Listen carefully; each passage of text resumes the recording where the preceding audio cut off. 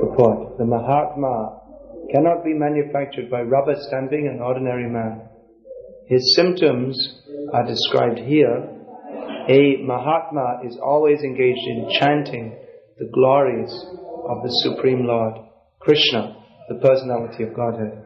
He has no other business. He is always engaged in the glorification of the Lord.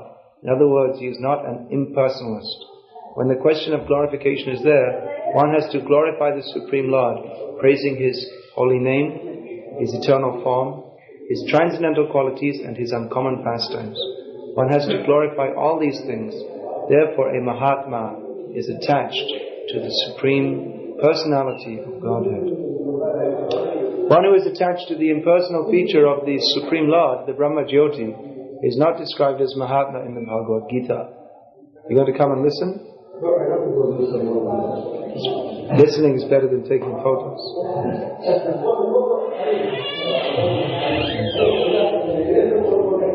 One who is attached to the impersonal feature of the Supreme Lord, the Brahma Jyoti, is not described as Mahatma in the Bhagavad Gita. He is described in a different way in the next verse. The Mahatma is always engaged in different activities of devotional service, as described in Srimad Bhagavatam, hearing and chanting about Vishnu, not a demigod or a human being. That is devotion. Shravanam, Kirtanam, Vishnu and Smaranam, remembering Him. Such a Mahatma has firm determination to achieve at the ultimate end the association of the Supreme Lord in any one of the 5 transcendental rasas. To achieve that success, he engages all activities, mental, bodily and vocal, everything, in the service of the Supreme Lord Shri Krishna. That is called full Krishna consciousness. In devotional service there are certain activities which are called determined, such as fasting on certain days, like the 11th day of the moon, Ekadashi, and on the appearance day of the Lord. All these rules and regulations are offered by the great acharyas for those who are actually interested in getting admission into the association of the Supreme Personality of Godhead in the transcendental world. The Mahatmas, great souls, strictly observe all these rules and regulations, and therefore they are sure to achieve the desired result. As described in the second verse of this chapter, not only is this devotional service easy, but it can be performed in a happy mood. One does not need to undergo any severe penance and austerity. He can live this life in devotional service, guided by an expert spiritual master, and in any position, either as a householder or a sannyasi or a brahmachari. In any position and anywhere in the world, he can perform this devotional service to the Supreme Personality of Godhead, and thus become actually Mahatma, a great soul.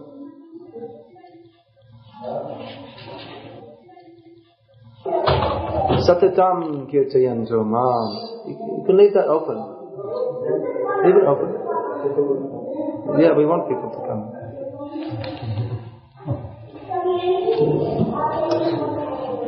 Satatam means always.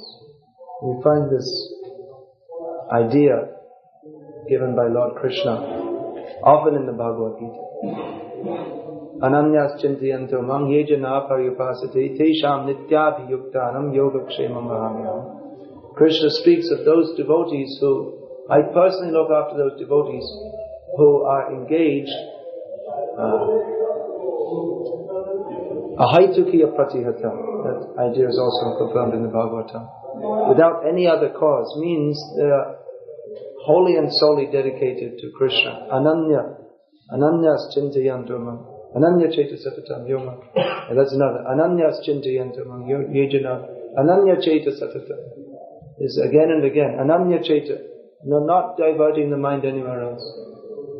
Then Ananyas chintayantam nityaviyukta. Always engaged in mercy. Always. Constant, 24 hours a day. This is the standard of devotion that Krishna is describing in Bhagavad Gita. Of course, he describes other levels also, especially in the 12th chapter, different levels of approach to Krishna are given. In the next verse, there is also a description of those who are not at the level of always being engaged in Krishna's service, but who are somehow or other on the path. That is described. But especially those who are Mahatmas, or great souls, they are described as always being engaged in Krishna's service, all the time, without cessation. Even in sleeping, they always think of Krishna. While fulfilling their bodily demands, always thinking of Krishna. Specifically by kirtan, by glorifying Him. Kirtan, generally we understand this to mean chanting. But kirtan, that means, broader meaning is glorifying. We have the word kirti, which means the glories.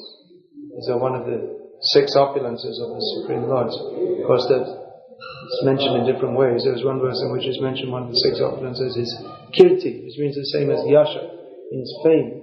So one who glorifies the Supreme Lord for His wonderful qualities, activities, for His wonderful associates, everything about Him, who is raptured by the wonderful qualities of Krishna, and who is dedicated to Krishna, and therefore glorifies one thing as a matter of duty to preach the glories of Krishna. Another thing, not only as a matter of duty, but out of feeling from the heart that he spontaneously wants to glorify Krishna.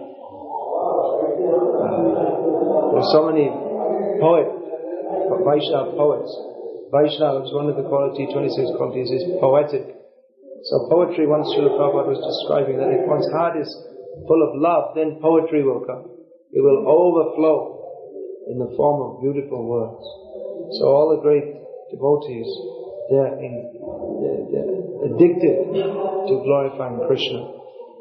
Just like the gopis also, they were one time thinking, let us not glorify Krishna. We've had enough of this Krishna. He's always mistreating us in so many ways. So they all made a resolution. They got together and they said, we make a resolution. We will no longer think of Krishna. We shall no longer glorify Krishna. But then they found that it was impossible for them to follow their own resolution, even for a fraction of a second, because they're spontaneously drawn towards glorification of Krishna. So, kirtan, Krishna should be glorified, not vilified. There are many people who speak about Krishna, who are attracted to Him, but they do not understand Him properly, nor do they have a desire to understand Him properly. And therefore, their discussion of Him, even though they may not deliberately, consciously be thinking like that, but it comes out to be offensive. I'm particularly referring to mundane scholars who like to discuss Krishna. There are so many mundane scholars now that Prabhupada has gone to the Western world. In the Western world, they're very much, the intellectuals are very much addicted to the process of analysis, and they analyze so many different subjects. So grasshoppers and peptic ulcers and geography, geology, history. You can do the history of Flanders in the mid-14th century. So many eating, sleeping, mating and defending, so many different varieties. So they discuss different subjects, and one of the subjects they may discuss is Krishna or Krishna consciousness, and they become a PhD, an expert in Vaishnavism. But because their whole approach from the very beginning is offensive, the wrong way to approach, they cannot understand Krishna, and their attempt to understand Him must be offensive, because they take Him as an object of their study, not as the object of their devotion. They don't approach Him submissively. A scholar attempts to control his subject. Now, just like we may say that, now I've got algebra under my control. There's a feeling that now I know the subject. I'm an expert on the subject. The idea that I have the subject within my grasp. So this very approach towards Krishna is in itself offensive, because the way to approach Krishna is in great humility, understanding Him to be the greatest of the great. But even though they study Him, they don't have faith in Him, nor do they attempt to develop their love for Him. Therefore, because they are mundane scholars, they must speculate in different ways and come up with different theories. That's their whole business as a scholar. If you don't come up with different theories, then you're not considered a scholar. So they must make so many different speculations. They come up with so many things, that this Krishna was a tribal prince, and some aboriginal prince who later became deified. So many absurd ideas they come up with. And not only about Krishna, but about Krishna's paraphernalia, which is not different from him. Because they're envious of Krishna and they don't want to accept the clear message of the Bhagavatam. Establishes Krishna's too Bhagavan Swam. He is the Supreme Absolute Truth, Personality of Godhead. Therefore they discount. No. Vyasadeva has not written this. Some Bhopadeva has written. They imagine some person, or they ascribe the writing of Bhagavatam to some modern author. And in this way they want to discard and discredit Krishna, because otherwise they have to accept the message of Bhagavatam. But they do not want to accept the message of Bhagavatam. They just want to study it for the sake of becoming known as a scholar.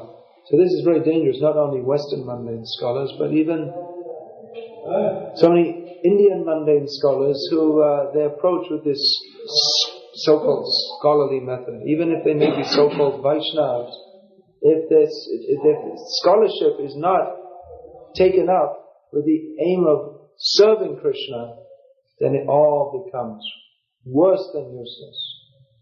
Scholarship is not denied. So many Vaishnavas, we wouldn't have all these commentaries by Srila Prabhupada. He studied so many different commentaries of the Acharyas and took the essence of that and put them in his commentaries. So the Vaishnavas, they are the greatest scholars.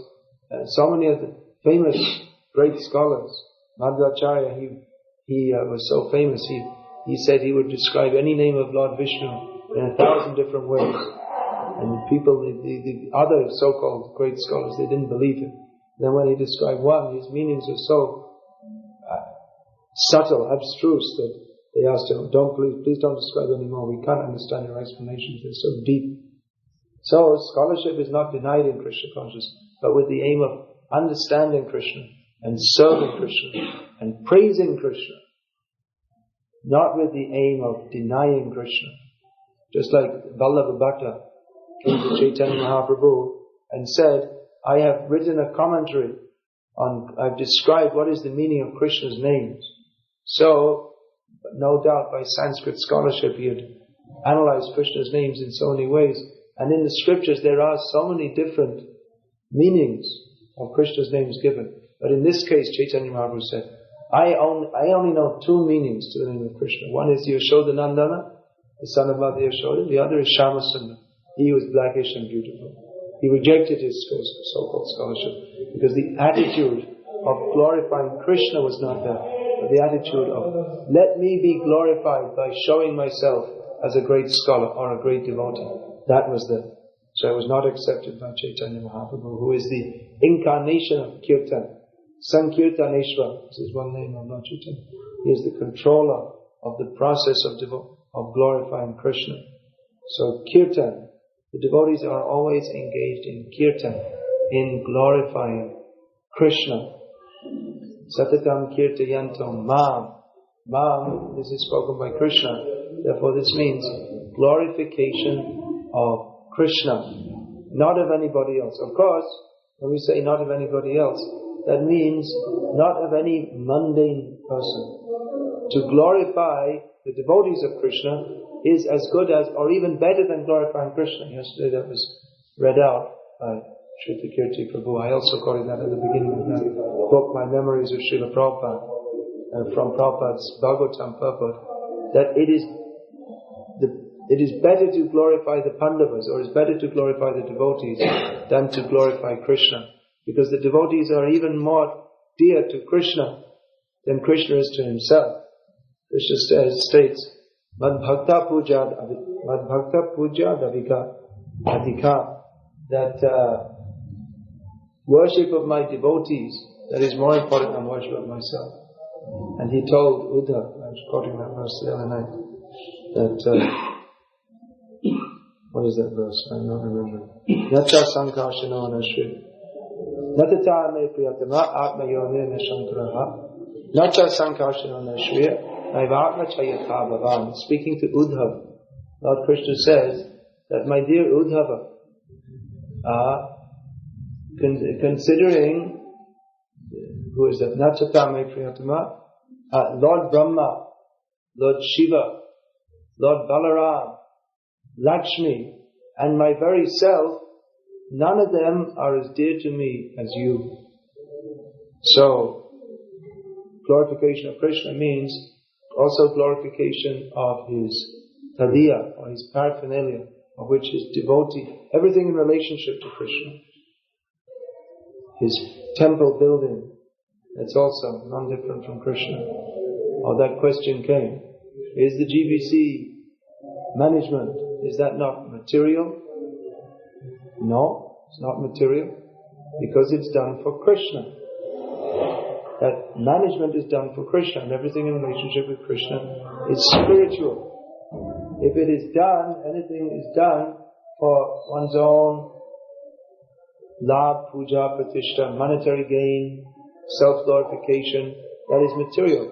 But if it's done for Krishna, that is spiritual. Prabhupada said that management in Krishna consciousness, that is archana, that is just like deity worship. Deity worship means to make arrangements for the worship of the Lord.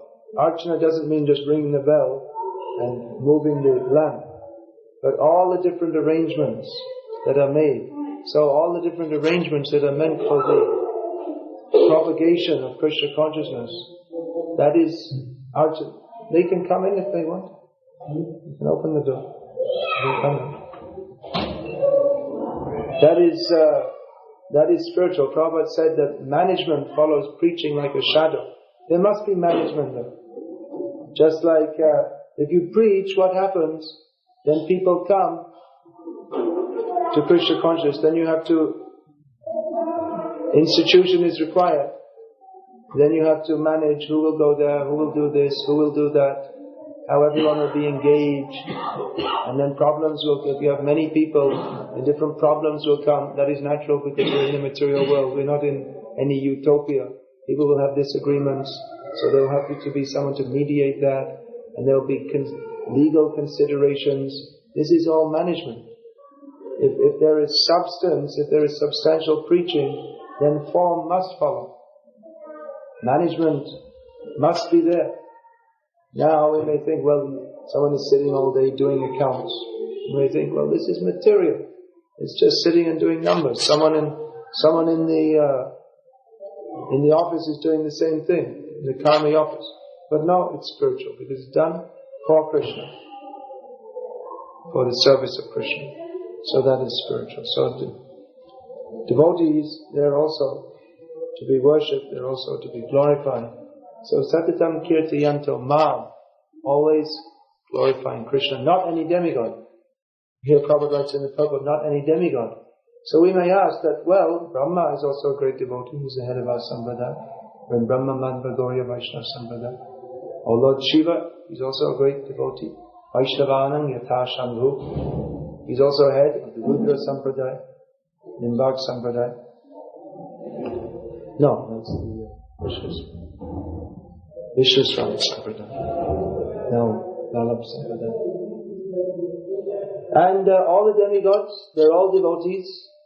Vishnu Bhakta Bhavet Daiva. Those Vishnu Bhakta Daiva. One definition of demigod is he who is a devotee. So how is it that we should not glorify the demigods? That means how we should glorify the demigods, or how we should approach the demigods. Because we see that great demons like Ravana, they also approached demigods. That Vritasura, he also approached demigod Lord Shiva. Ravana, Hiranyakashipu, they also approached Lord Brahma. So when it said that one should not glorify a demigod, means that one should not glorify him for his administrative function or for what you can get from him materially. But if one glorifies just the demigod for his devotion, then that is devotional service. Just like Bhaktisiddhanta Saraswati Thakur has praised the Guru Parampara with his song beginning, Brahma Haiti Chatur Mukha Hoi Krishna Shevan Mukha Brahma Haiti Naradera Mati. So he's praising Lord Brahma that he was inspired by Krishna in devotional service, and he spoke the same knowledge to Narad. So that praise of a demigod that is in relationship with Krishna. But if one does not seeing his relationship with Krishna or not recognizing that to be of paramount importance, if one simply praises the demigod, the materialist sees the demigod from his material point of view, what I can get from him, what power he has got, what authority he has got, what I can get from him. So such praise of a demigod, that is material. Whereas if one glorifies the demigod in relationship to Krishna, that is spiritual. Just like Gauriya Vaishnavas at least, not all Vaishnavas, in different Sampradayas. Sri Sampradaya Vaishnavas, they won't go to a demigod temple, at least those who are following their Sampradaya, according to their rules and regulations. But a Gauriya Vaishnava, following the footsteps of Chaitanya Mahaprabhu, he may not particularly go to a demigod temple, but if he's in a town where a demigod temple is prominent, or if he happens to pass by, he may enter a demigod temple and offer obeisances to the demigod as a great devotee. Just like we have prayers in Brahma Samhita, just like if we all enter the temple of Durga, we will chant Srishti, Sthiti, Pralaya, Sadhana, Shaktire, Chaye Vayasya Bhuvanani Vivarti Durga, Ichana Rupama Piyatsa Chacheshna Desa, Govindavadi Purusham Tamaham Jami. We will glorify Durga for her relationship with Krishna. We glorify Krishna, and here is Durga, who is the shadow potency of the Supreme Lord, who acts in accordance with His will, just as the shadow does not move independently. She is so powerful that she supervises, under her supervision goes the creation, maintenance and destruction of the material universes. So, in this way, we respect the demigods in relationship with Krishna. That is Krishna consciousness. But approaching the demigods with the attitude that they are independent gods, that is not Krishna consciousness, that is Maya. So this term is given here. Yatantascha Dridavataha. Yatanta means endeavor, and Dridavataha means they have made a very strong vow to be in Krishna consciousness. There's no thought of anything else. Not that now I've chanted Hare Krishna for a few years, now let me try something else. Or I tried, I didn't get very far, I tried, but there was this problem and that problem.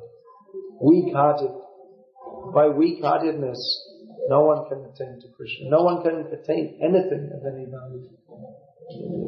This morning I was talking about the modern civilization. Oh, that's another point. I may ask. Just like in the morning, I was speaking, most of you may ask, well, I was giving class, what has this got to do with Krishna consciousness? It only seems to be indirectly Krishna consciousness, because Krishna says here, always glorifying me. And I was talking, don't divorce and all these things. So how is that Krishna conscious? That is also Krishna consciousness. Because, as Prabhupada writes in one purport, the Krishna conscious, one of the duties of the Krishna conscious movement is to create an atmosphere in society in which people can become Krishna conscious. So there's a certain way of living that one has to live by which he can begin to practice Krishna conscious. One cannot live as an animal and hope to become Krishna conscious. So because that information is not there, traditionally the acharyas, they would, as I was saying, they wouldn't talk on these things. They would simply glorify Krishna. And of course, glorifying Krishna means also establishing His glories philosophically. We may argue over Sankhya philosophy or what is the meaning of Tattvamasi. The philosophical discussion may be there. And the ultimate aim is to come to the point of simply glorifying Krishna. But for the sake of bringing others to the point of glorification of Krishna, acharyas, they have gone through so much philosophy. And in the modern age, we have to also bring people to the point, make a situation where they can live their lives so that they can be Krishna conscious. So this is all part of the mission of Krishna consciousness. Through Stapitam Yena Bhutale, Rupa Goswami has praised us, he established Krishna consciousness within the world. So Bhaktivinoda Thakur told Bhaktistan Saraswati Thakur to establish Daivi Varnashram Dharma, by which all the people of the world can live within the framework of Vedic culture. And Daivi means centered on Krishna. they can glorify Krishna. So that is also the work of the Krishna conscious movement. If we simply glorify Krishna, but we don't create a situation in which people can go on glorifying Krishna, and they may be attracted to this, but by the bhava pravaha, by the waves of material life, they will be forcibly swept into their material existence. So, glorification of Krishna, anything that is meant for the furtherance of the Krishna conscious movement, that is also glorification of Krishna. So I was saying that, coming back to that point, I deviated a bit. So modern civilization, here this, Krishna says, Yitantas Chadrira Vrataha, always endeavoring with great determination. But the modern civilization, it robs people of their character, their determination, even materially. Just like we say, people, they become, what is that? Couch potatoes, I think they call that. Someone who simply watches TV on and on. They become like a potato sitting on the couch. Potato means simply sits and is dull. So and they're fat or like kind of round because you simply eat and watch TV. So many people are dull-headed. They simply turn on the TV and that's it. The whole evening goes. They simply watch one program after another, and they're conscious of how dull and ignorant they become. And these people are voted. Who shall be our leader? What can we expect in society? So the whole society, then intoxication, become intoxicated, that also dulls your intelligence. And have so much sex life, that also makes you dull. And the work you have to do, work in some factory, that also makes you dull. So the whole modern civilization makes people very dull-headed. But our Krishna conscious movement is meant for people of character. Strong character. I mean, that these anti-cult people, they accuse the Krishna conscious movement of making people brainwashed. But it's actually just the opposite. It creates character. Prabhupada said that we are creating people of first-class character. Why character? Because we have enough strength of mind to say no. We don't want your filthy civilization. We don't want to watch your nonsense TV. We don't want to take your McDonald's hamburgers. We don't want your beer and your wine and your whiskey and your topless, bottomless bars. We don't want them. We say no to all these things. That is the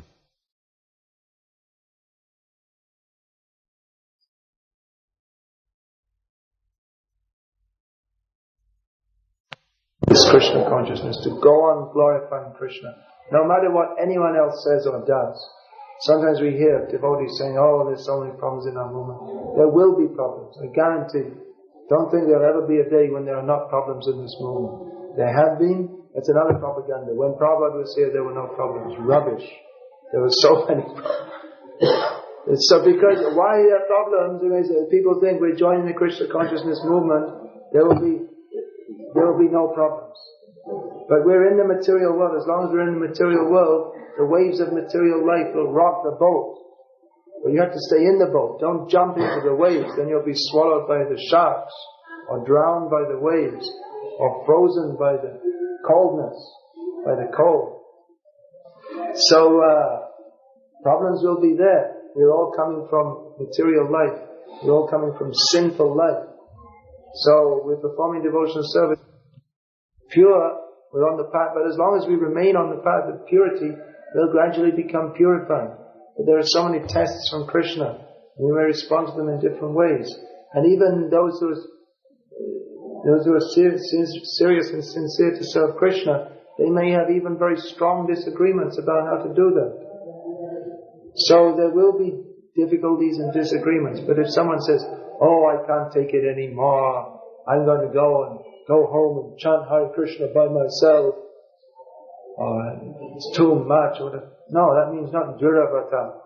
That means no Vrat. Vrat means Sankalpa. Anukul Yasya Sankalpa. Strong determination to do that which is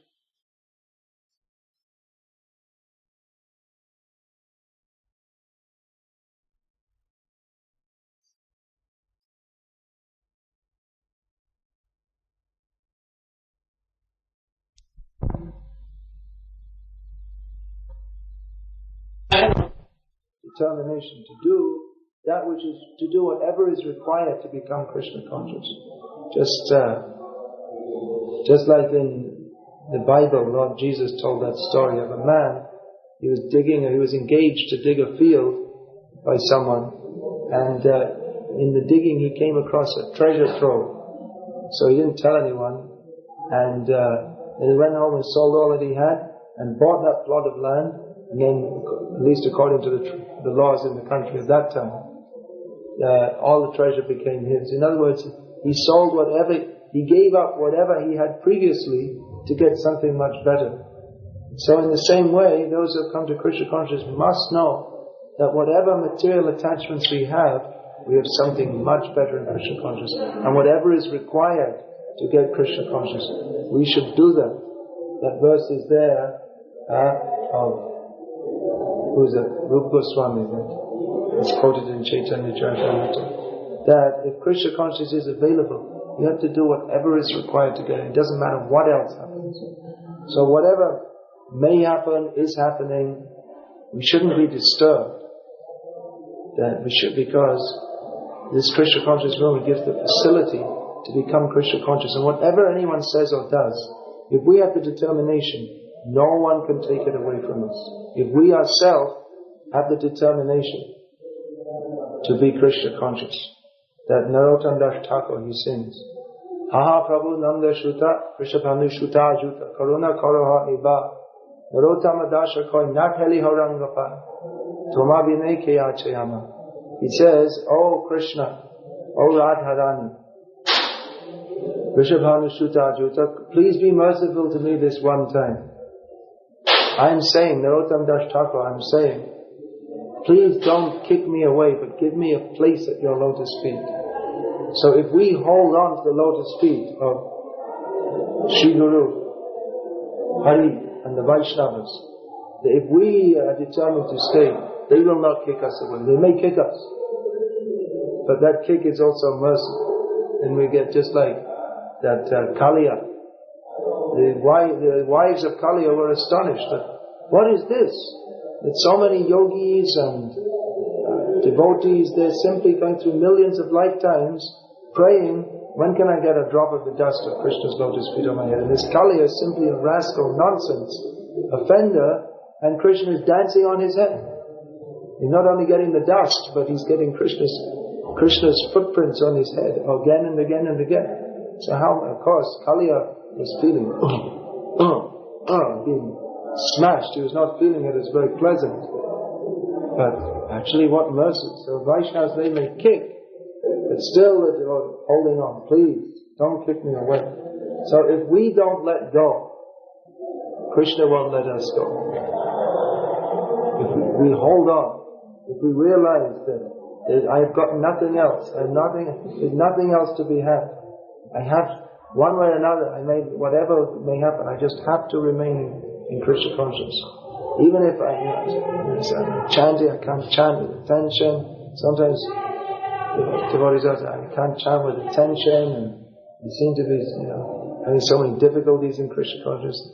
And what is the answer? Keep on going. Even if you're not going, even if you're having difficulties, keep on going. Well, what's the alternative? Go back to disco dancing and heroin injecting. And what is the alternative? Or even living a comfortable life in suburban Chicago or whatever it is, and being a respectable citizen. What is the alternative? The alternative is useless. So a devotee has this determination, I will somehow or other, I have to stay in Krishna consciousness. Even I'm not making any progress, it seems to me I'm going nowhere. We have to stay in, somehow or other. Satatam Kirti, even if I'm not Satatam, I have to open my mouth and say Hare Krishna. One time you open your mouth and say Hare Krishna, another time you open and put in some prasadam. And at least if we do that, Sevan Mukhe Hi Jivada, we begin our devotional service chanting and taking prasad. So even if we can't do anything else, do that. Of course we should do something else, because we don't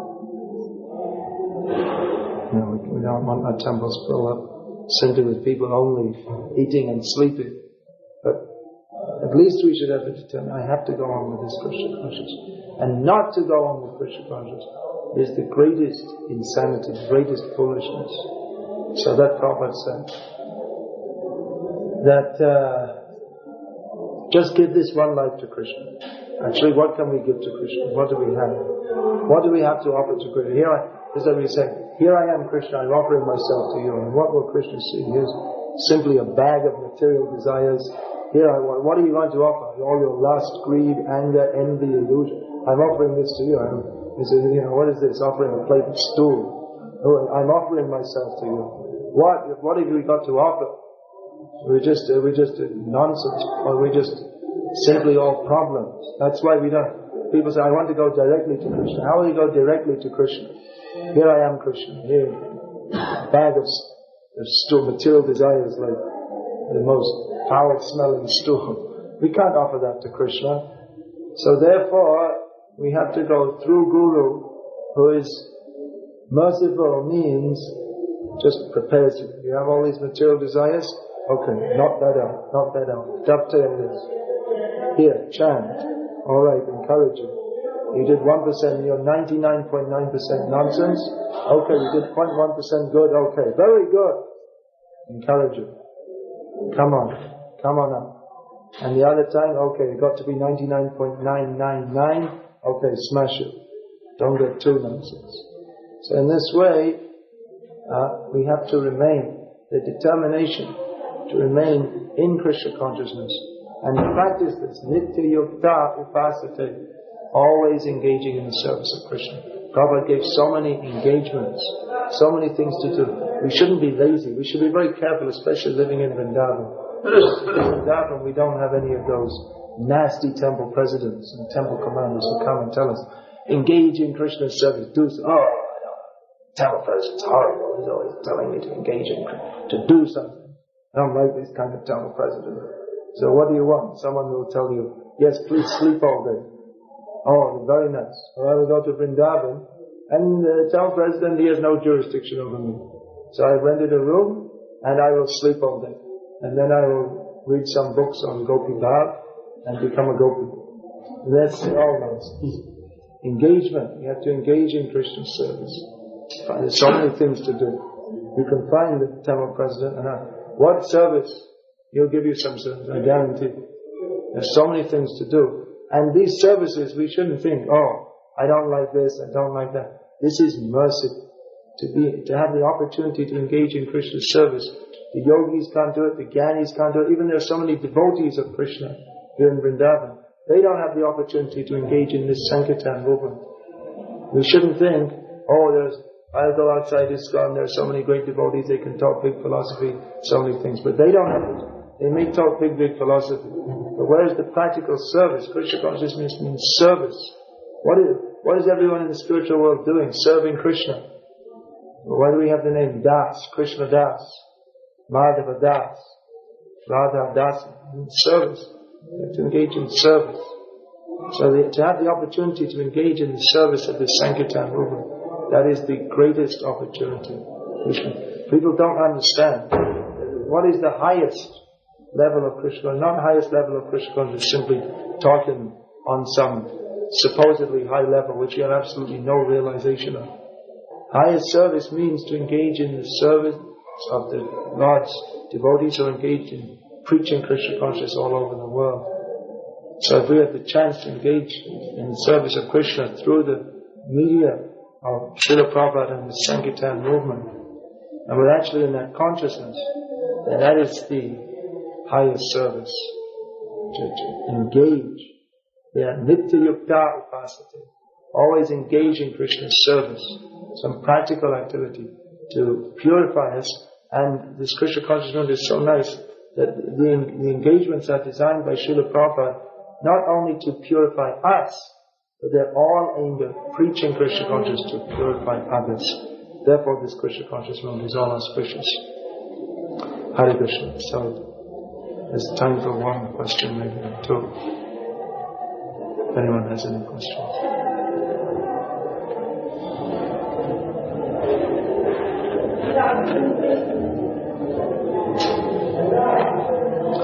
Hare Krishna.